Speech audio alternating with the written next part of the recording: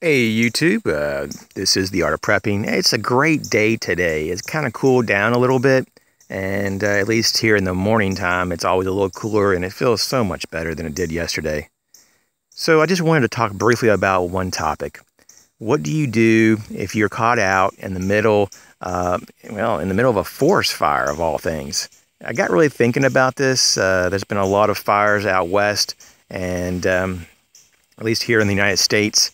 It's not limited just out west, but you hear a lot more about that out west than anywhere else in the country. Also up in Canada, there's been a lot of, in the last year, quite a few pretty big forest fires.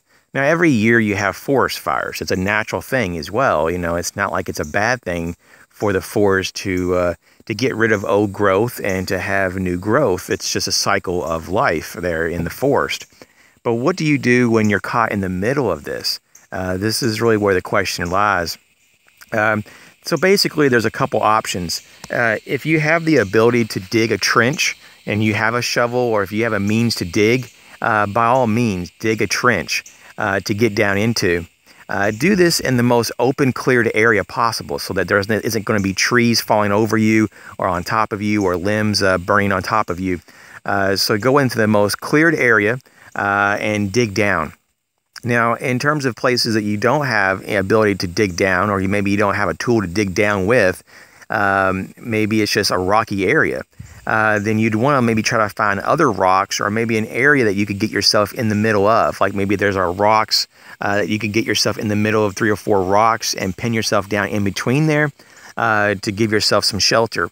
Now, whenever you figure out where you're going to shelter at or in, especially the ground, which is the best, you would want to go ahead and have some type of means to cover yourself from all the flying ambers and maybe even flames that could be in the air.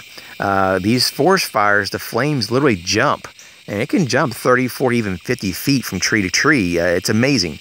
So what you can do, you guys should just use what you have, but if you have like a cotton blanket and you can soak it in water, that's great. If you can soak a wool blanket and put it all around you, that's great too. If you have a Mylar, like an emergency blanket, put the reflective side out to help reflect heat off of you. I mean, at the very minimum, soak yourself in water and get to the lowest point of the ground and protect your face.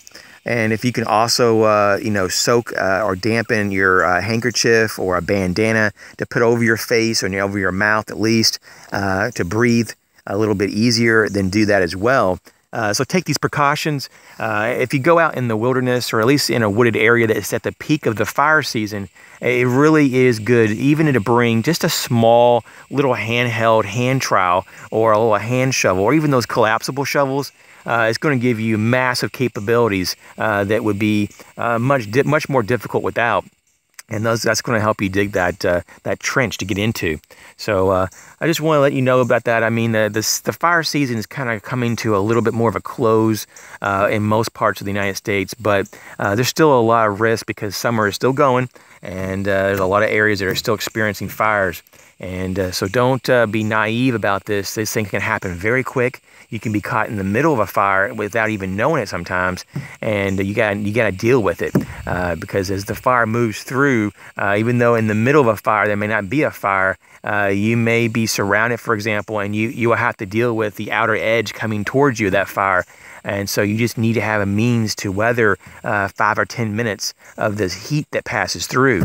So damping yourself, getting yourself wet as possible. If you can, go into a body of water is also good as well, like a pond or like a lake or on the edge of a river. That's really good too. Just stay away from tall trees and go toward open areas. Stay low to the ground. Protect your face and the ability for you to breathe. As always, you guys take care. Hopefully this was helpful.